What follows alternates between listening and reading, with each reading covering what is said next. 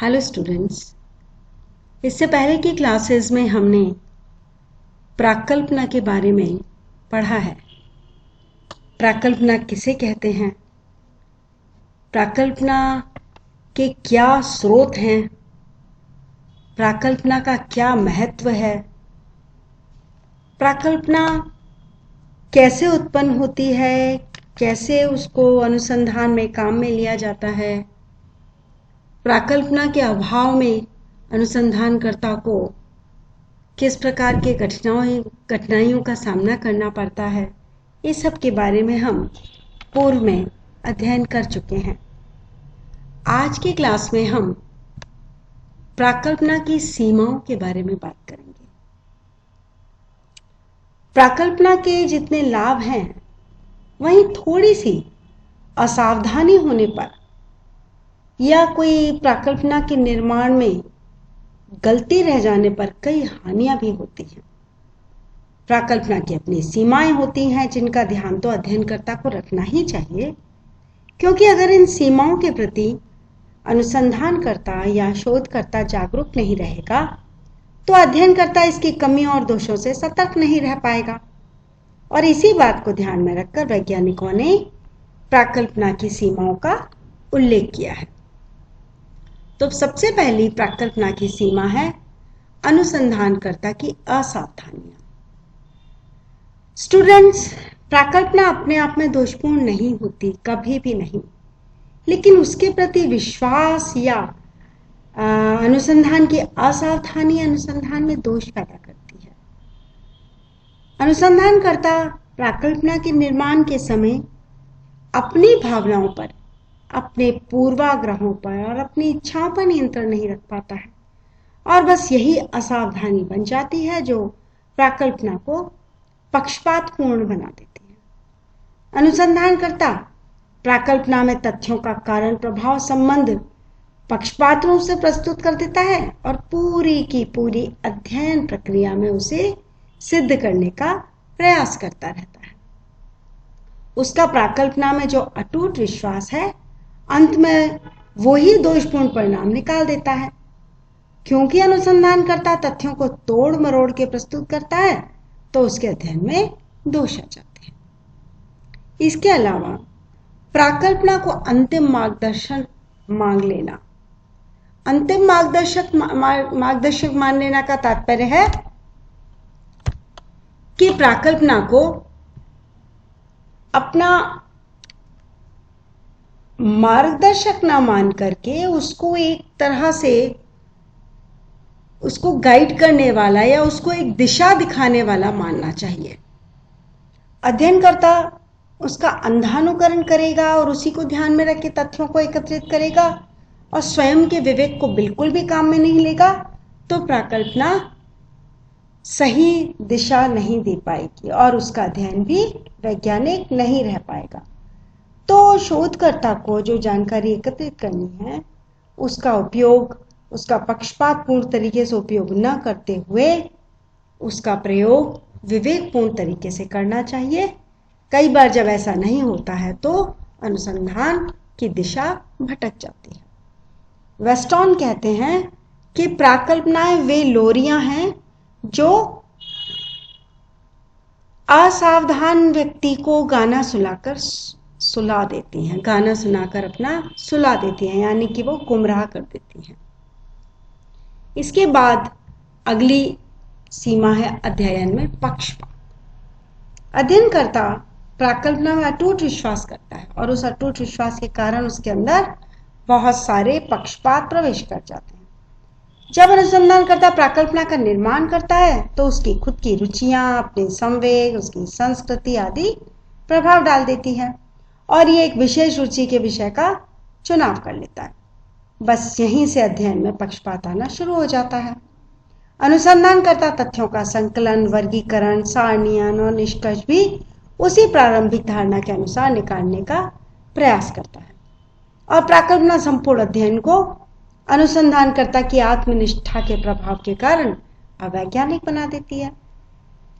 PV young ने भी साफ लिखा है और सतर्क किया है कि एक अनुसंधानकर्ता को अपनी प्राकल्पना की सत्यता को सिद्ध करने के लक्ष्य से अध्ययन शुरू नहीं करना चाहिए, यानी कि उसे सिद्ध करने के लिए जिद नहीं करनी चाहिए जिससे कि उसके अध्ययन में पक्षपात आ जाए। फिर है प्राकल्पना के अनुसार तथ्य संकलन।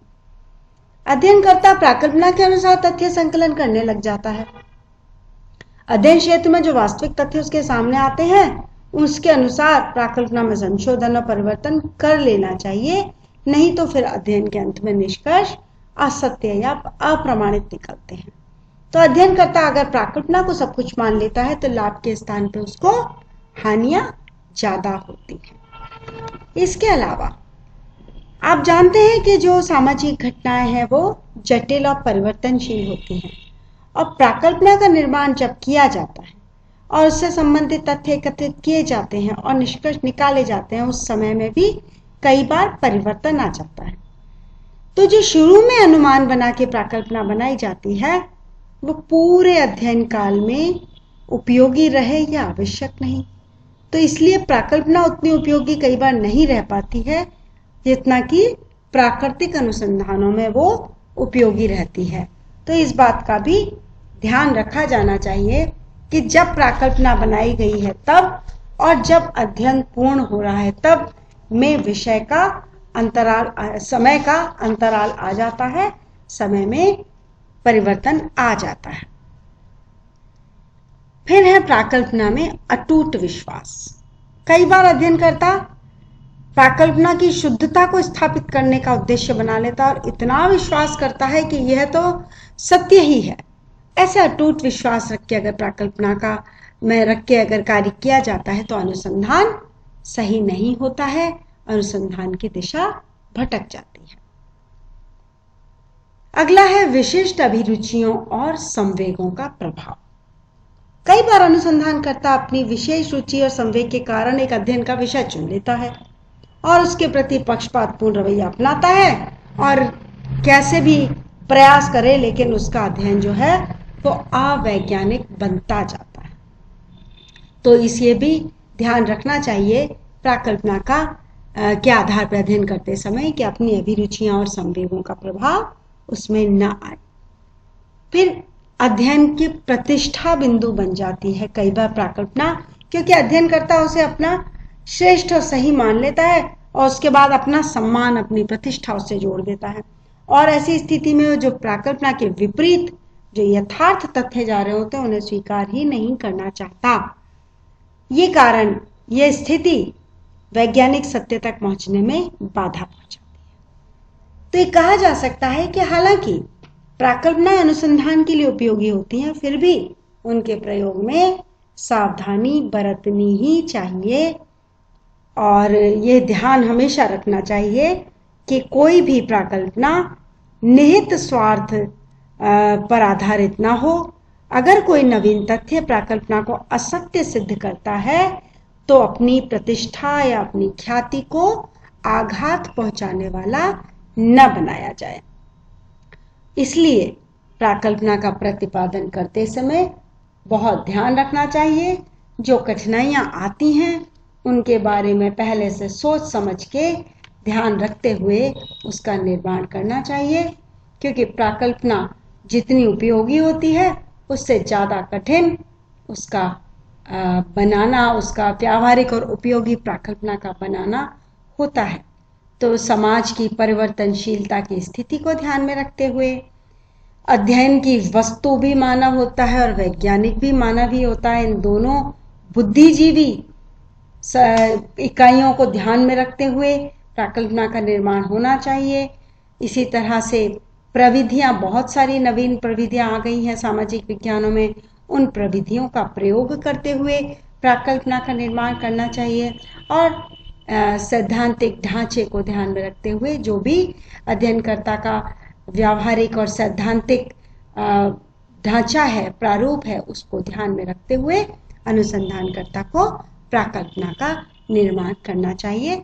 तभी वो इन सीमाओं से कम नुकसान उठाता है और प्राकल्पना का अधिक से अधिक लाभ उठा पाता है। प्राकल्पना पर आधारित कुछ लघु उत्तरीय प्रश्न आप तैयार कर लीजिए। वो इस प्रकार हैं प्राकल्पना क्या है, प्राकल्पना का अर्थ और परिभाषा इसमें आप दे सकते हैं। प्राकल्पना का महत्व बताइए। मैंने आपको इससे पहले की कक्षाओं में प्राकल्पना के महत्व के बारे में बताया है। प्राकल्पना की सीमाएं स्पष्ट कीजिए, जो कि अभी अभी के हमने लेक्चर में सीमाएं देखी हैं। और प्राकल्पना के प्रमुख स्रोतों के नाम दीजिए। प्राकल्पना के स्रोतों पर भी हम पहले डिस्कस कर चुके हैं, तो इसके आधार पर आप इन प्रश्नों को तैयार करें। अब बाकी अगली क्लास में मिलते हैं। धन्यवाद।